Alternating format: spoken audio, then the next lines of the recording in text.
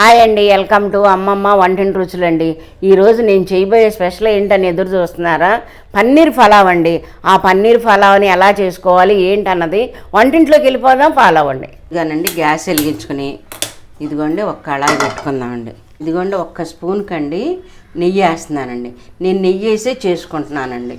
మీకు అంతగా ఇది కాకపోతే నెయ్యి కాకపోతే ఆయిల్ కూడా వేసుకోవచ్చండి, ఒట్టి నెయ్యి వేసుకోవాలని లేదు. ఇదిగోండి ఒక్క పావు స్పూన్కి కారం వేసానండి.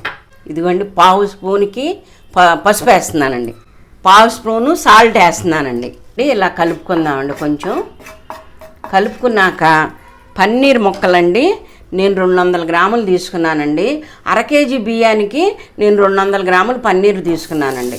ఇలా వేసేసుకుని ఒక్క నిమిషం పాటు, ఒక్క నిమిషం కూడా అవసరం లేదండి. ఇదిగోండి ఇలా నిదానంగా వేయించుకోండి. లేకపోతే ఏమవుతుందంటే పన్నీర్ అంతా ఇరిగిపోయి మనకి మొక్కలుగా కనిపించదండి. అందుకని ఇలా కొంచెం ఇదంతా గట్టిపడే వరకు పన్నీర్ని, మరి రైస్లో వేయగానే మెత్తబడిపోద్ది కదండి, అందుకనే కొంచెం వేయించుకోండి. ఇలా ఇదిగోండి చూసారా, పన్నీర్ ముక్కలనండి ఇరగనీయకుండా ఇదిగోండి ఇలా వేయించుకోండి. ఇదిగోండి అయిపోయిందండి. బ్రౌన్ కలర్ వచ్చినాయి కదండి. వీటిని తీసేసి మనం పక్కన పెట్టేసుకోండి. కరెంట్ కుక్కర్ గిన్నె అండి. ఈ కరెంట్ కుక్కర్ గిన్నెలో అవుతానండి రైస్ పొడి పొడిలాడుతూ చాలా బాగుంటుందండి. మామూలు కుక్కర్లో కూడా చేసుకోవచ్చండి. చేసుకుంటే ఏమవుతుందండి, కొంచెం మెతకదనం వచ్చినట్టు ఉంటుందండి. ముందు అన్ని మసాలాలన్నీ వేయించుకున్నాక అప్పుడు కరెంట్ కుక్కర్లో పెట్టుకుంటానండి. ఇదిగోండి 2 స్పూన్లు మాత్రం నెయ్యి వేస్తున్నానండి. ఇదిగోండి ముందు పలావ్ ఆకు వేసుకుందామండి. ఈ పలావ్ దినుసులండి అన్ని రకాల లవంగాయలు, యాలక్కాయలు, దాచిన చెక్క అన్నీ వేస్తున్నానండి ఒకేసారి. ఇగోండి 2 పచ్చిమిరకాయలు మాత్రం ఇలా చీలికల్లాగా చేసుకోండి. పెద్ద సైజు ఉల్లిపాయని ఇలా చీలికల్లాగా చేసుకుని వేసుకుందామండి. ఇలా దీన్ని కొంచెంసేపు తిప్పుకుందామండి. ఇలా షాజీరానండి ఒక్క స్పూన్కి వేస్తున్నానండి. పలావ్కు మంచి స్మెల్ వచ్చి చాలా బాగుంటుందండి. మీకు అల్లం వెల్లుల్లిపాయ పేస్ట్ అండి. అల్లం వెల్లుల్లిపాయ పేస్ట్ కూడా కొంచెం పచ్చివాసన పోయే వరకు వేయించుకోండి. ఇవి టమాటా ముక్కలండి. మీడియం సైజు 2 కాయలు ఇలా చిన్న చిన్న ముక్కలుగా కోసుకుని ఇలా వేస్తేనండి అది బాగా మగ్గాలండి. టమాటా ముక్కలు కూడా వేసాక ఇలా ముక్కలుగా కనిపించకుండా మీరు ఎప్పుడన్నా సరే మూత పెట్టేసుకుందామండి. సాల్ట్ కూడా వేసేసుకుని ఇదిగోండి సాల్ట్ 1 స్పూన్కి వేసుకుంటున్నానండి.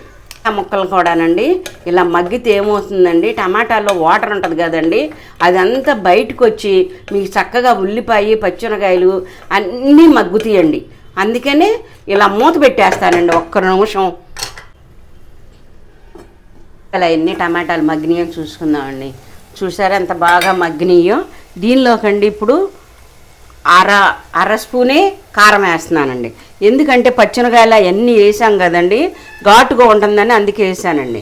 ఇదిగోండి 1 స్పూన్కి పసుపు, 1 స్పూన్కి ధనియాల పౌడర్ అండి, 1 స్పూను గరం మసాలా అండి ఇది. ఇప్పుడు మేము దీన్ని ఒక్కసారి తిప్పుకుందామండి. ఇలాగూ నేనండి పలావ్కి, బిర్యానీకి పనికొచ్చే ఎసెన్స్ అండి ఇది.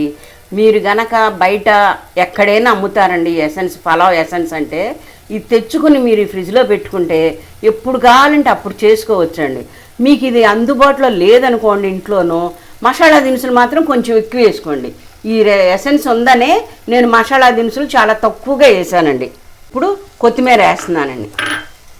ఇదిగోండి పుదీనా కూడానండి, అది కూడా వేసుకుని మీరు ఒక్కసారి ఇలా తిప్పుకోండి.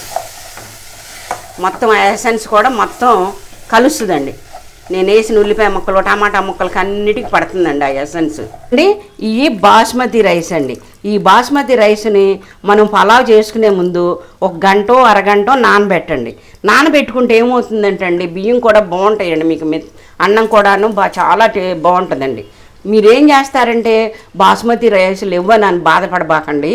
ఇంట్లో మనం వంట చేసుకునే బియ్యం ఉంటాయి కదండి, అవి కూడా వేసుకోవచ్చండి. మీరు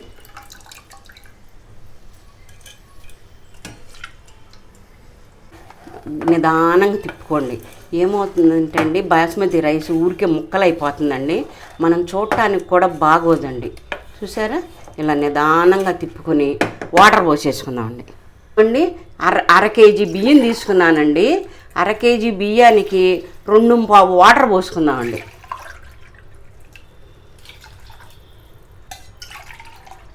అయ్యండి పావు గ్లాస్ అండి నిదానంగా ఒక్కసారి తిప్పుకోండి. 2 గ్లాసులు పావు వాటర్ పోసుకున్నానండి.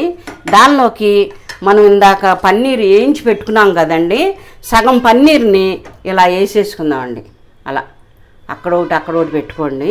ఇదిగోండి ఇలా పెట్టుకుని మూత పెట్టేసుకుందామండి. అదిగోండి మూత పెట్టేసి మనం కరెంట్ కుక్కర్ మీదకి షిఫ్ట్ చేసుకుందామండి. ఇదిగోండి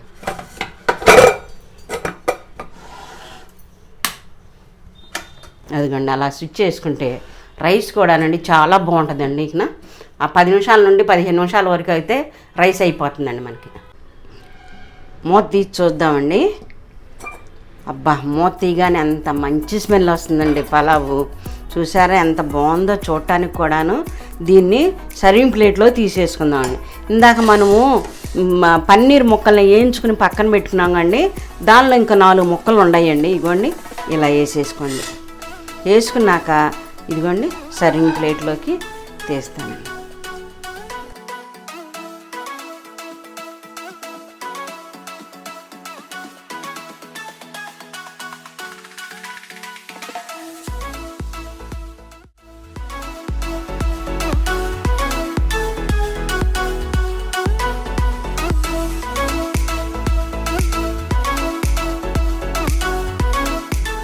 పన్నీర్ పలావ్ చూసారండి ఎంత బాగుందో చూడటానికేను, తింటే ఎంత టేస్ట్గా ఉంటుందోనండి.